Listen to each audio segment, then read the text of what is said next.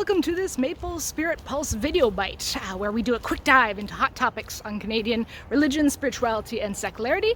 My name's Sarah Wilkins-Laflamme. I'm the current director of the Institute for Religion, Culture, and Societal Futures. And today's hot topic is all about claims on youth religious revival. There's been a lot of press coverage, a lot of online discussions as well in the last few months about Gen Z's returning to religion, so being more actively religious. And I want to take this opportunity to chat about some of those claims that have been made in a number of countries, and to kind of give you the tools maybe that I have as a religion stats expert to give you a sense of how I read those claims. So when I look at an article or an online forum discussing these issues, what am I looking for? Is there actual evidence of a meaningful, large-scale return to religion amongst young adults who were previously not as religious as they currently are, for example, kind of my definition of a religious revival. And so, I will give you some numbers on the Canadian context, pointing towards, spoiler alert, that there's not much of a revival going on amongst Gen Zs in Canada yet that we can see in the numbers. But I also want to give you the tools that I have as a religion stats expert to give you a sense of how I read those articles and online forums, right? What am I looking for, maybe with a more critical eye, when these claims are made about religious revival. So I've got my notes here. You'll see me referring to them once in a while. And the video is kind of rant style, me walking along the street, giving you a sense of what I think about these claims and how I approach them as a sociologist of religion, especially a quantitative expert in sociology of religion. So, these claims have been made in a number of countries. The US, the UK, there was especially a dramatic case in the UK where the UK Bible Society claimed there was a revival going on, and then the survey data they had based that claim on turned out to be faulty in a number of ways, and so they had to retract that claim, or at least retract their reliance on the survey data for that claim. But there's also been some of those claims here in Canada. I've been asked about them by a number of journalists and colleagues over the last few months, so it's a good time to kind of have a look at these and kind of better understand them, where they're coming from, and maybe how to approach them if they keep showing up or if they continue into the future. So let me begin by kind of giving you a sense of what runs through my mind when I see one of these articles or online posts about that are saying that large numbers of young people are returning to religion, specifically in Canada, but most of what I'm going to say today is also very relevant for those other national contexts where it's also happening, or at least is being claimed to happen. So, I'm mainly, as an empirical social scientist, I'm mainly looking at the quality of the empirical data that is used to make those claims, right? How representative is it of the population? What kind of quality data are we talking about? Is it good quality survey data that's being relied upon or not? And so that's kind of the main thing that I want to talk to you about today. There's always claims of religious revivals. That's something, at least throughout my career, I've encountered regularly.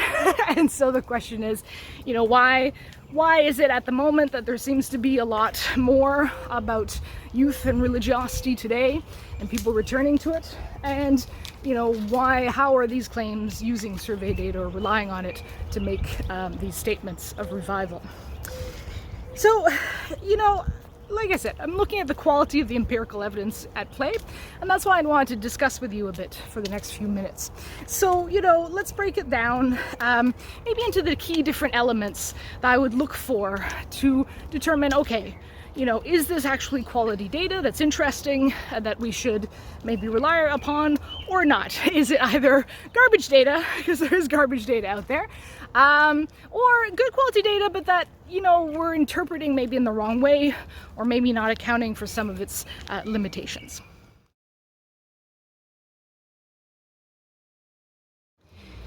So let's start with anecdotal evidence as a first point, because that's a lot of the evidence I'm seeing in these kind of media articles or online posts about youth religious revival. It's not necessarily based on kind of systematic, high-quality population-wide data, but more about anecdotes, either coming from Gen Zers themselves, right, young adults who are, experiencing spirituality, more engaged with religion, or also anecdotal evidence coming from faith leaders who have seen an increase in the number of youth, teens, young adults at their places of worship, in their communities.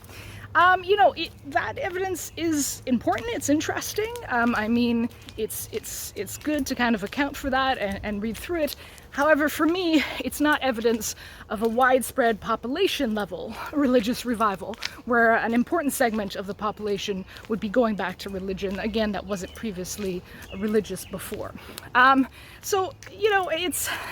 It's good to kind of keep in mind. I don't want to poo-poo that anecdotal evidence. Some of it's really interested. I'm excited for faith leaders who are seeing more youth in their religious communities. But again, I wouldn't make the leap to say that's a sign of religious revival. Why is that? Well, anecdotal evidence is good at seeing certain things, but not others that are in the population. So for example, it's blind to those who are not really all that interested in religion and spirituality, and who are not necessarily going to places of worship, even though there might be many people like that in the population. This anecdotal evidence that's being presented often is not accounting for that. The other main issue here is that the anecdotal evidence could be due to something else than religious revival. So for example, here in Canada, we've had 2 big years of immigration in 2023 and 2024, more people arriving in the country than ever before. And a lot of those newcomers to Canada, those immigrant populations, have larger families and are more religious on average than what you see across the entire Canadian population.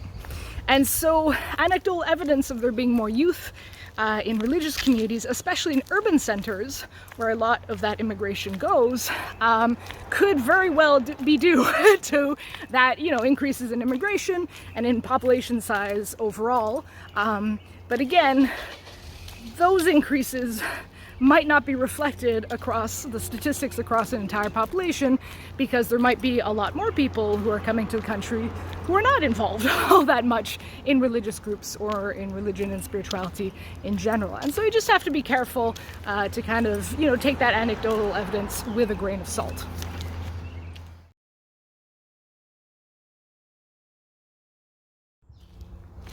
So what about the instances where there is kind of wider public opinion survey data involved in this media article or online forum that is used to say that there's a religious revival going on amongst youth?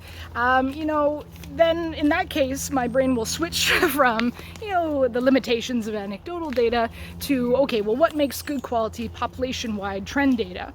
In this case, the statistics that are being used, right? Are they good quality data, and are we interpreting the results adequately, or are people going overboard and over-interpreting or giving more to what these results are actually telling us?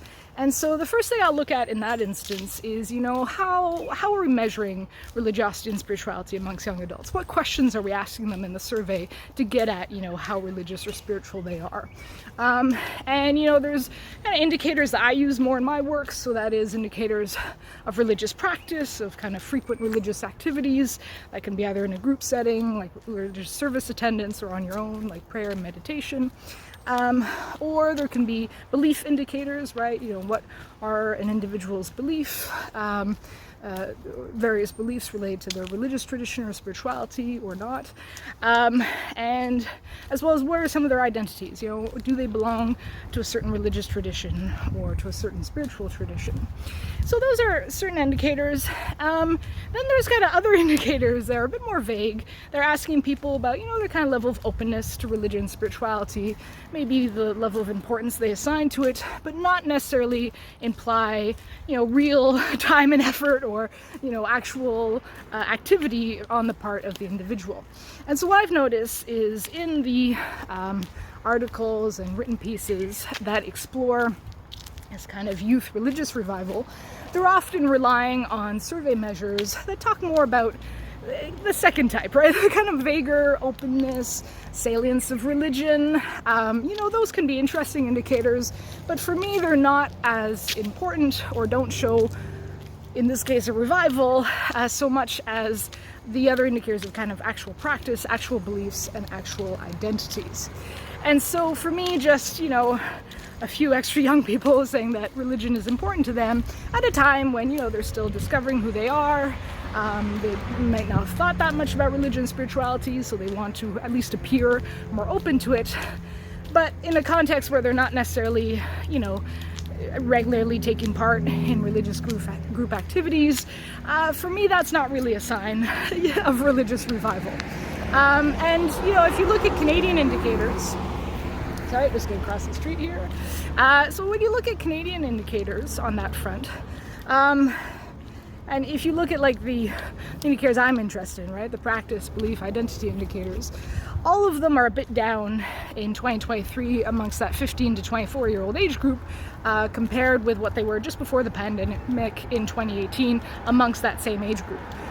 So we're talking about things like frequent service attendance, religious and spiritual activities on your own, religious affiliation, so which tradition you identify with. All of those indicators are down slightly in Canada, in the kind of best quality surveys we have. So in this case, in the 2023 Statistics Canada General Social Survey that I'm referring to. So, for example, it's an estimated 18% of 15 to 24-year-olds who attend religious services at least once a month in 2023 in Canada, based on that StatsCan data. And that's down a bit. It was 20% just before the pandemic amongst that same age group, right?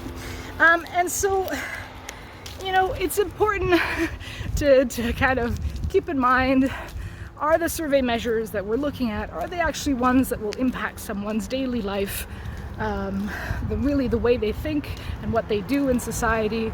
As a sociologist of religion, that's what interests me the most. Does it impact how they vote, how often they volunteer, right? Some key attitudes about how they lead their lives. And so for me, those are usually the practice indicators, like religious service attendance, are most important for that. And so I kind of keep a close eye more on those indicators than I do, say, on some kind of vague sense of openness towards religion and spirituality. The other thing that's worth mentioning is that, say, that 18% I mentioned in 2023 of 15 to 24-year-olds who attend religious services at least once a month, that is a bit higher than what you find amongst middle-aged adults. But that trend we've seen for a long time, for many generations. So that's the same amongst millennials, amongst Gen X, even amongst boomers. So what happens, and what we seem to be the key explanation for that, is that, when young teens and young adults are still living with their parents, the religiosity looks more like the religiosity of their parents. So, mom, dad, they're going to their faith group on the weekend and they're bringing son or daughter along with them, right? And so sometimes it can be even the grandparents as well, right? The grandparents kind of bring the kids along with them to religious services. It's especially the key moment of transition when the young adult often leaves their parental home and establishes their own household. That's a key moment where, with prior generations, we've seen a lot of disaffiliation from religion and a drop in levels of religious practice. So that's the case for Gen X, that's the case for millennials. We have to still wait and see for Gen Z, because most of Gen Z is still living with their parents. And so it'll be interesting to see in future if that trend holds, if they do kind of like Gen X and millennials, and there's a certain level of disaffiliation and a drop in levels of religiosity amongst that young adult population once they leave the original parental household, or, if they buck that trend and they do something different. Right? And so, but the data is not not new enough yet. We'll still have to wait to see if that's actually the case moving forward.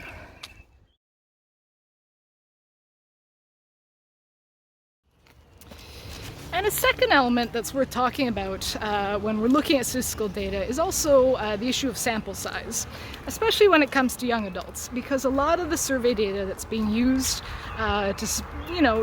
in conjunction with claims of youth religious revival, they have very small samples of youth that they're looking at in their surveys, right? Maybe a few dozen, at most a few hundred, which is actually quite normal for most population-wide surveys. Most of them only have about 1,000 to 2,000 adult respondents in general, and so a much smaller number of that are actually young adults. And with those smaller sample sizes come much larger margins of error, right? So we can talk anywhere between 7 to 10 percentage points, depending on the size of that subsample of teens or young adults. And so it's good to kind of keep that in mind, right? If the media is talking about only a small percentage point variation in use levels of religiosity, that could very well just be due to margin of error of that survey sample, and might not actually be real, right? And might not reflect what's actually going on in the real world.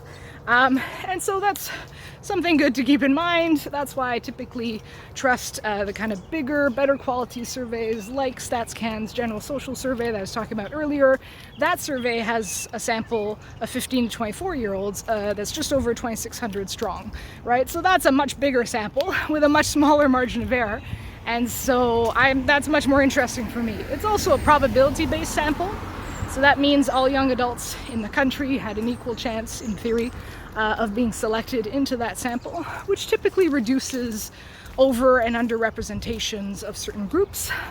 And so that's good, right? That's ideally what you want. It's not always what you find in certain surveys. Again, many of the ones that were quoted in those online forums or media articles.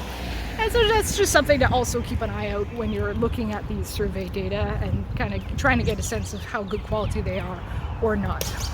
The other thing to think about in relation to sample size when it comes to young adults is it's really hard nowadays to get young adults to answer surveys. There's some exceptions, but for the most part, they're a very kind of what we call hard to reach demographic. They're just survey fatigued to answer a lot of surveys in Canada, never sure if that's spam or not. And so there's a lot fewer of them who do answer surveys proportionally than, say, other groups of adults. And so they're even less representative often of the general young adult population, those who answer surveys. And so you have to be really careful, even amongst good quality surveys. I'm hesitant with young adults to rely just on one number from one survey. What I'm looking more for is trends over time in lots of surveys, kind of like we do for election polls when it comes to election time in democratic nations.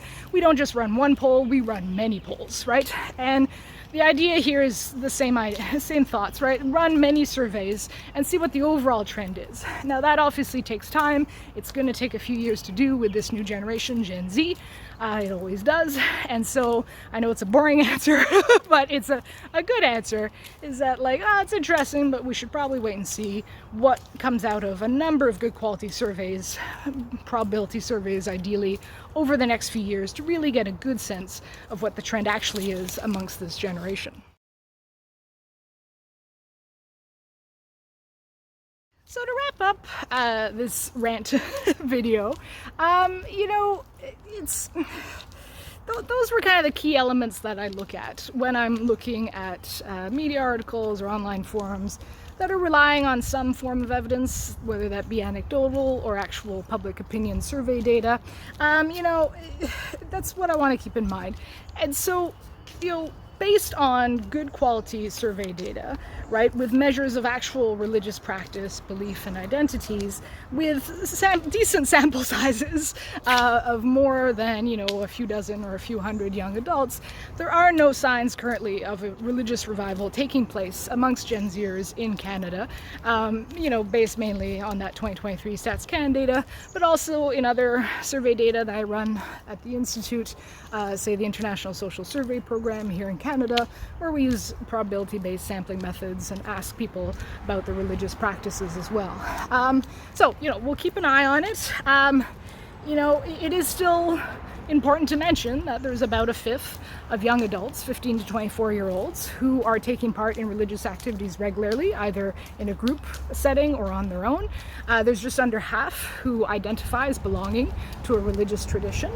And so that's important. That's important to study, that's important to know, but those numbers are down from previous generations, when previous generations like millennials and Gen X were young adults themselves.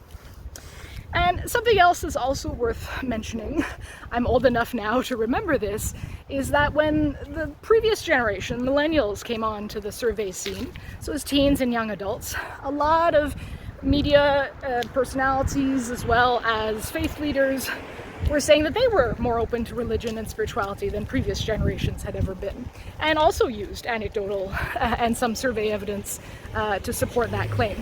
And then millennials went on to be the least religious generation Canada has ever seen, and it was also the case in many other Western liberal democracies. So, you know, take what you're hearing now about Gen Z with a grain of salt. You know, it's, you know, we can be patient on this, just kind of see where trends go in the next few years. At our Institute here for Religion, Culture and Societal Futures, we'll be keeping an eye on all the data that comes out, so we'll be some of the first to announce if we see any variation. You know, are we seeing similar trends amongst Gen Z as we have in previous generations, or is Gen Z in the process of bucking the trend and doing something different? So keep your eyes on this space. We'll let you know. But yeah, that's kind of it for me, all for today. I hope you found that helpful and interesting, and hopefully, you know, you can get something out of it to kind of use it when next you see people using survey data for whatever claim it is, or if it's someone using it for religious revival claim. And yeah, I will see you guys in the next video. Bye everyone.